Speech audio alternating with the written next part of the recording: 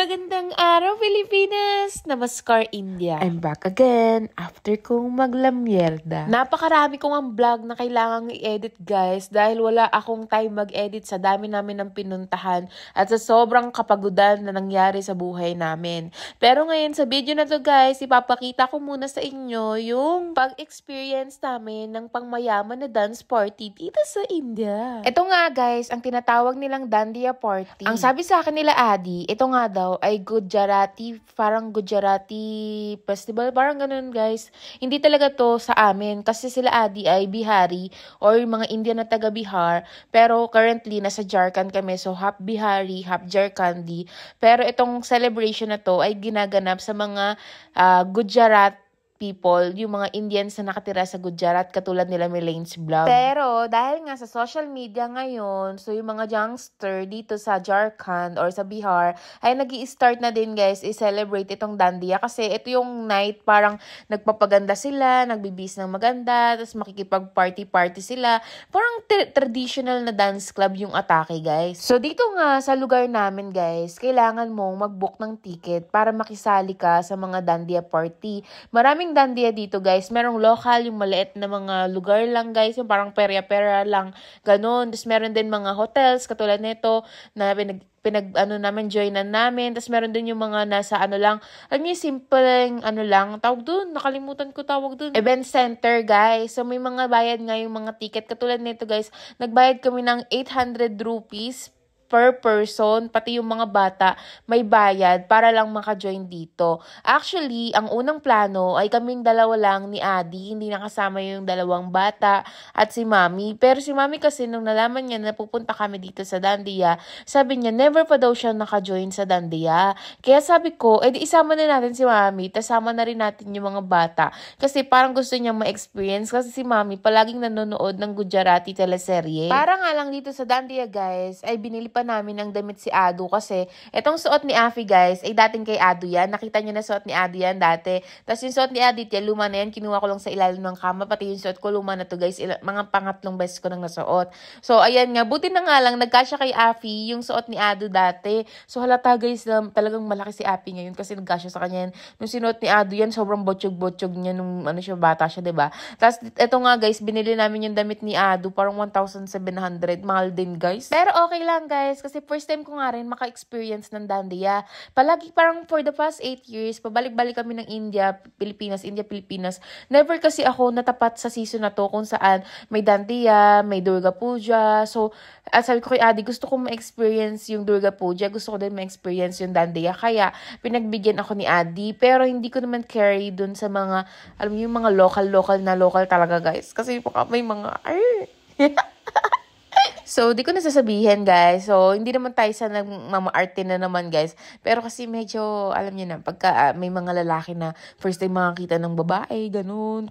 So, dito, medyo okay dito, guys. Kasi, most of the people dito, guys, ay may mga kasamang bata, may mga family, guys. Kaya maganda siya. Tapos, syempre, hotel, yung security ay mas mataas. So, syempre, hindi kami marunong.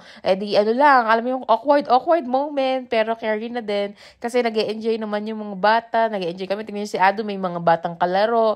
Which is maganda, diba? Parang napansin namin dito, guys. Puro family. So, maganda siya talaga. Tapos, buti na nga lang, guys, may dala kaming daddy ni Ado kasi from time to time napupagod yan. By the way, guys, lately, si Ado, pag morning, hindi na yan nagmi-milk. So, puro tubig na lang siya, guys. Para nga, nahuhugasan na yung, niyan, tawag dito, yung sa mga kinakain niya, guys. Dati kasi, mix pa rin, milk, water. So, ngayon, ang ginawa ko, water sa umaga, milk sa gabi. So, ngayon, guys, gabi na, pinaubos lang namin yung tubig konti para mabawasan, para matiplahan ni Adi ng gatas. So, si Adi ay nagtipla ng gatas sa pinakasulok. Tada! Yung asawa ko, guys, nakakatuwa naman dahil hindi naman siya nahihiya pagdating sa mga anak niya. At syempre, as usual, takbuhan, habulan na naman ang nangyari kay Adutya. Tapos, guys, hindi pala kami nag-dinner kasi akala namin may pagkain dito.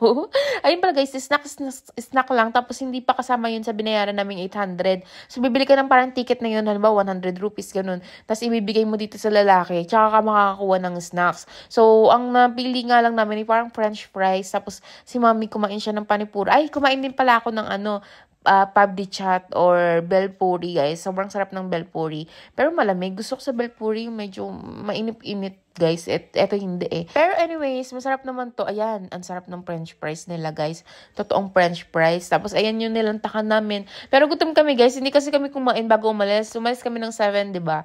Tapos, dumating kami dito mga 8 kasi medyo malayo siya sa amin. So, gutom na kami. So, nag-price lang kami konti. Tapos, after nito, sabi ni Adi, ay uuwi na daw kami. Kasi nga, guys, yung mga bata, si Afi, masyadong malakas yung tugtog, guys. Kahit gusto po tayo mag-party-party, pero baka, ano yung tenga ni Afi, guys. Si Ado okay lang. Enjoy na enjoy si Ado. Takbo-takbo siya. By the way, ayan yung Belpuri, guys. Sobrang sarap niyan, guys. Parang tortillas na Indian style, hindi masyado maanghang. Basta masarap siya. Tapos, ayun nga, after namin kumain dito, napag-decide namin na, lumabas na para kumain. Pero habang naglalakad kami palabas, guys, nakita namin na, since hotel nga to, guys, ay meron nga silang restaurant. So, sabi ni Adi, kumain na nga rin tayo sa restaurant. Kaya ito si Mami, guys, ay gustong-gusto kami kasama. Kasi sa amin, lahat na experience niya. Pero pagka, yung kuya ni Adi kasama, yung tatay, guys, yung ate. Sobrang kasi sila. Sobrang matipid sila, B. Kami ni Adi, matipid kami. As in, puro investment din na sa utak namin, katulad nila. Pero kami kasi yung tipo ng tao na pag gusto namin i-experience yung buhay ng, alam mo yun, hindi kami magastos kasi nire-record ko yung gastos namin, mas malaki pa rin yung namin, naiipon namin kaysa sa expenses. Actually, malaki yung expense namin ni Adi. Kasi hindi naman kami lumalabas, guys, eh. Pag family lang, lumalabas kami. Pero yung mga kapatid ni Adi, sobrang matipid talaga, guys. Yung titipirin nila yung sarili nila. Parang yung kuya ni Adi, nagagalit pa yun minsan sa nanay, guys. Kaya si Mami, gusto niya talaga sa amin kasama ni Adi. Kasi pag ganyan, hindi ba nanghihinayang si Adi ipa-experience sa nanay niya. Pero pagdating dun sa ibang anak niya, sa tatay, naku, mabubulyawan yan. Kaya nga sabi ngayon, guys, sabi namin sa kanya, yung pagpaparaban niya, gusto niya nga magpahatid, di ba? Ay, ayaw siya yatid ng kuya. Tapos sabi namin sa kanya nung huli, pahatid ka na doon? Kasi nga, guys, wala namang ginagawa yung kuya niya. Sabi niya, ayoko, sisigawan na naman ako nun. Kasi guys, sinisigawan siya talaga, Bi. Na para bang pinapagalitan siya pagka magastos siya. Pero actually, yung, kami naman gagastos, pero pinapagalitan pa rin siya. Nasabi ng kuya niya, pakagastos mo? Hindi mo naman ganun, guys. Kaya, alam niyo na, kaya yung mga nagsasabi dyan na, gusto ko yung kuya mo pangasawa, guys, huwag kayong mag-expect na, tama yung comment nung nakaraan, huwag kayong mag-expect na parang si Aditya siya. Kasi siya, okay naman siya, modern naman siya, pero, andun pa rin yung dugong Indiano, guys, na sobrang matipid, sobrang makuripot, guys, kaya si Mami, mas gusto niya kami kasama kaysa sa kanya. Huwag nyo na i-comment yung mga daliri nyo dyan. Tapos, ito nga, guys, buti na nga lang pag-akyat namin dito sa may restaurant nila, guys, meron silang buffet. So, sakto, ay nakakain kami nila, Mami. Actually, ang sarap ng pagkain dito, tapos hindi siya ganun kamahal. Kasi yung, sa may Radisson Blue, yung kinakainan namin, mahal talaga, Bi. Ngayon, ito ata 1,000 something lang, 1,100 per head, tapos unlimited na. Masarap yung pagkain talaga nila, guys. Pero parang konti-konti, kasi nga siguro wala masyadong Indian mahilig sa buffet. Pero ang sarap talaga ng pagkain. 1,100 is around 800 to 900 pesos, which is okay na, guys, para sa restaurant ka kumain. Tapos nga, guys, pag ganitong mga buffet sa mga restaurant, magkasama namin si Mami, kami na kumukuha ng pagkain niya. Kasi hindi siya talaga komportable. Alam niyo naman, kami ay ngayon lang ginahawa ang buhay. So, usually, yung mga pinapakita ko sa inyo sa vlog, talagang first time lang din namin ma-experience. At sinishare ko talaga yung mga experience namin. Kasi, syempre, guys, para after 5 years, makikita ko ulit yung video ko. Kasi late, di ba, last time nakikita ko yung mga video ko, ansese ako. So, ngayon, makikita ko, ito yung first time ko kumain. Mga ganun, guys. Hindi sabihin naman, yabang mo. Hindi, guys. Gusto ko lang talaga nire-record yung mga moment na first time namin ganyan. First time, kahit mukha kaming inosente, be. Sabi nga na iba, ignorante ka, ha? Siyempre, yung minsan kasi may mga pinupost ako, diba? Tatawagin ako nilang, ignorante ka. Ignorante talaga ako kasi first time ko ma-experience. Lahat naman tayo, first time ma-experience, diba? Yung mga bagay-bagay. So, ayun, nire-record ko. Meron nga rin ako dati video, guys. First time ko mag-stay sa 5-star hotel. Tapos, ang dami nag-comment doon, ignorante, first time. Malamang, first time nga, Bi. Kaya ako nga, nire-record, first time ko. Hindi kayo dumaan sa first time. Feeling. Pwera na lang kung anak mayaman ka talaga. So, by the way, guys, sobrang cute ni Api. Sobrang cute. Sinot din ni Ado to. Ang cute din ni Ado sa damit na to kasi long hair si Ado. Ang cute din ni Api, guys. Bagay na bagay sa kulay niya yung suot niya. Tapos nga, guys, dito kumain kami. Tapos kukwentuhan. Lately, ang pinagkukwentuhan namin, alam niyo ba yung kuya? Kasi nga naiinis si mami, naiinis talaga siya. Di ba nasabi ko sa inyo last vlog? Kasi nga yung pinapagalitan ba siya doon sa buhok niya, ay gusto niya nga umarte ng buhok niya, di ba? So hindi na nga siya sinusuportahan ng asawa niya sa buhok niya. Pati yung anak niya hindi siya sinusuportahan, pinapagalitan siya minsan. Kaya ayun, medyo nagtatampo-tampo siya. Pero okay naman. Ganyan lang naman talaga guys yung Indian family ko. Minsan talaga nagtatampuhan talaga sila guys. Minsan nagbabangayan sila sa harap ko. Parang ano kasi wala sa pakialam kung naririnig ko. Dati hindi yan nagbabangayan sa harapan ko. Tapos ngayon nagbabangayan na sila. Which is, for me, wala naman akong pake. Kasi pagka nasa Pilipinas si Adi, naririnig niya rin nagbabangayan yung pamilya ko. Nag-aaway-away din kami, guys. Kaya sumuoks lang. Kami kasi ni Adi, guys, sobrang open-minded kami mag-asawa. Yung parang, nag-aaway, okay lang yan. Walang ganun kami, guys. Hindi namin iniintindi masyado. Basta kami, masaya kami sa buhay. Ganun. Pero minsan, nababad trip din talaga ako. Pero yung mga away-away, kinukwento ko lang sa inyo. Pero pag nalipas na. Hindi yung dinidibdib pa guys. Kaya ngayon yung mga panglait-lait na mga biyanan ko sa akin dati.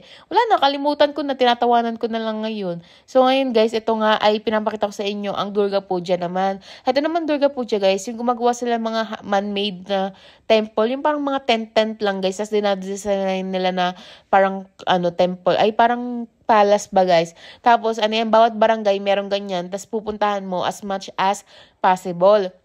So ngayon guys, ang napuntahan lang naman ata 2 or 3. So kasi nga may mga bata mahamog guys. Actually hindi naman sila naniniwala sa hamog dito, 'di ba sa atin pagdating ng alas 6, madilim na yung mga bata nakasombrero na, dito hindi sila naniniwala sa ganun guys. Kasi nga may winter dito guys, kaya hindi na sila naniniwala sa ganun. Tapos ito nga pagpapasok ko sa loob makikita mo yung idol nila guys. Mukhang nakakatakot 'di ba? Pero hindi naman, nasanay na din ako. So bet na trip nila, trip ba guys? So, walang pakialamanan sa trip. Di nila pinapakailaman yung santo natin. So, nakikinood na lang ako guys. Ganyan. Tapos si Ado, si Api, may kagat pang lamok dyan. Tapos, sa labas pala nito guys, may mela. Parang perya-perya guys. May mga tiyanggi din. So, bawat barangay may ganyan. Tapos, meron mga program, mga dance program, dance competition, mga ganun ba sa kalat-kalat. Tapos, kumain lang kami. Parang maganda din. Parang Pasko ba guys na nagsisimbang gabi ka. Ganun yung atake. Tapos may mga pagkain. Di ba sa atin may puto-bongbong. Sa kanila may mga street food. Which is na-enjoy ko talaga. Tapos malamig-lamig na yung weather. So if napapansin nyo guys, medyo may sipon-sipon na ako. Nag-i-start na yung sipon-sipon ko guys. Dahil ito na, patapos na yung pa-start na yung winter. Pag dito kasi guys, pag Dipawali, next day, sobrang lamig na. Yun na yung winter time. Kasi parang nagiging sign ng winter nila. Start ng winter yung Diwali guys. Sakto yun guys, malamig. Ngayon maaga ang Dipawali, maaga ang taglamig ngayon dahil sa sobrang daming ulan din. Tapos ito nga guys, kumain ako ulit ng belpuri. By the way, next day na to. Kaya lang dito madumi-dumi guys yung belpuri nila. Pero hindi naman sumakit yung tiyan ko. Kaya mainit naman siya guys. Pero nakita ko na may kamay. Tapos parang may tabo. Tabo. Pero yan, ginagamit niya lang panghalo yan. Hindi ginagamit sa puwet yan guys ha. Grabe kayo, iisip nyo. Pero ang sarap din, masarap siya. Pero hindi ko bet kasi malambot na yung, gusto ko kasi yung belpuri guys, yung crunchy-crunchy ba? Pero ito malambot na, so medyo hindi ko siya nabetan. Kasi nga, lumpy. Gusto ko kasi crunchy, yung pagkinagat mo may tunog. Tapos ito guys, si Ado ay, ayan, na-spoil na naman ng mga lolo't lola. Sabi ko, wag na ibili. Kasi sasayangin lang naman ni Ado. Pero ang lolo, nagulat ako, kuripot. Pero sa mga apo, hindi kuripot. Lolo nila bumili niyan guys, yung dalawa yan eh. Isang shark, isang dinosaur. Binili ng shark, nagbago isip. So, pag ako yun guys, bumili ako, tapos di ko nagustuhan, tapos bibili ako ulit. Papagalitan ako yun. Pero yung apo niya, binili agad. Ganyan talaga ka-spoiled sa kanila yung mga apo nila. Kaya yun din yung reason na parang ayoko magstay dito. Kasi parang may spoiled yung mga anak ko talaga. Wala akong magagawa. Minsan nakatalikod ako guys. Minsan talagang sinusunod nila yung gusto. Tapos ayan guys, ang gaganda ng mga nila. Ginawa nila yan ilang araw lang para itayo yung parang mga castle-castle na yan. So that's it. Sana nabusog kayo.